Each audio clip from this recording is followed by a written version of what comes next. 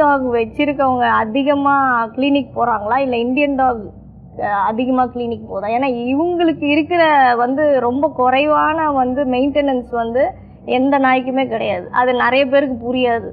நம்ம தான் வந்துட்டு ஏதோ ஒரு வகையில பயன்பாட்டின் அடிப்படையில் உருவாக்கி இருக்கோம். ஆங்கிலத்துல செலக்டிவ் பிரீடிங்.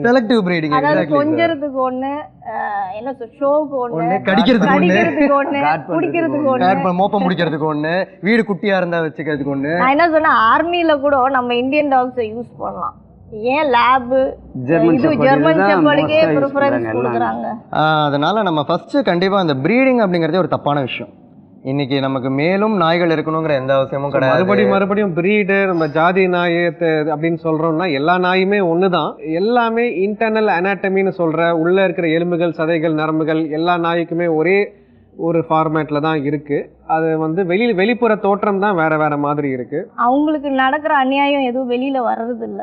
நிறைய இடத்துல கூட அது டாக்ஸ் விஷம் வச்செல்லாம் நிறைய பண்ணியிருக்காங்க. லாஸ்ட் மந்த் 60-50 பண்ணாங்க, ஒரே டைம்ல பண்ணாங்க. தினசரி நடக்குது.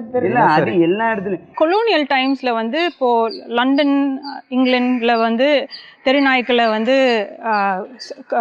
கொல்ல ஆரம்பிக்கிற டைம்ல இந்தியாவிலேயே அவங்க ஆரம்பிச்சாங்க. பிகாஸ் அவங்களும் இந்தியா தான் அப்போ கவர்மெண்ட் அவங்க தான்.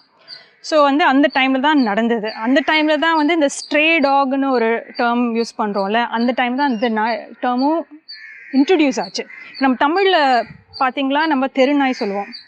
இதே மாதிரி மற்ற லாங்குவேஜில் பார்த்தீங்கன்னா அந்த மாதிரி கலிகா குத்தா, அப்புறம் தெலுங்குல ஐ திங்க் விதிகா குத்தா, அது மாதிரி தான் சொல்கிறாங்க.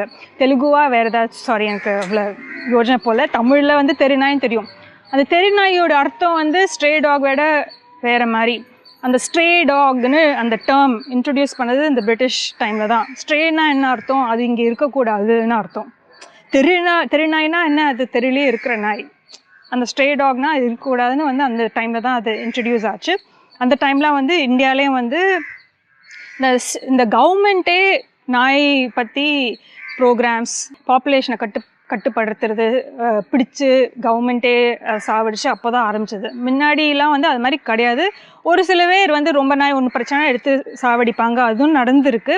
ஆனால் பாப்புலேஷனாக கவர்மெண்ட் பண்ணுறது அந்த டைமில் தான் அது ஆரம்பித்தது. அதே இது கண்டினியூ ஆச்சு. நம்ம இண்டிபெண்டன்ஸ்க்கு அப்புறமும் அப்படியே தான் கண்டினியூ ஆச்சு 2001 வரைக்கும். கார்பரேஷன் நாயை பிடிச்சிட்டு போய் சூளையில் பவுண்ட் இருந்தது, அங்கே போய் அதை எலக்ட்ரிசிட்டி கொடுத்து சாவடிச்சிருவாங்க. 2001 தான் அது மாறித்து. ஏன் மாறித்துன்னா ரிசர்ச்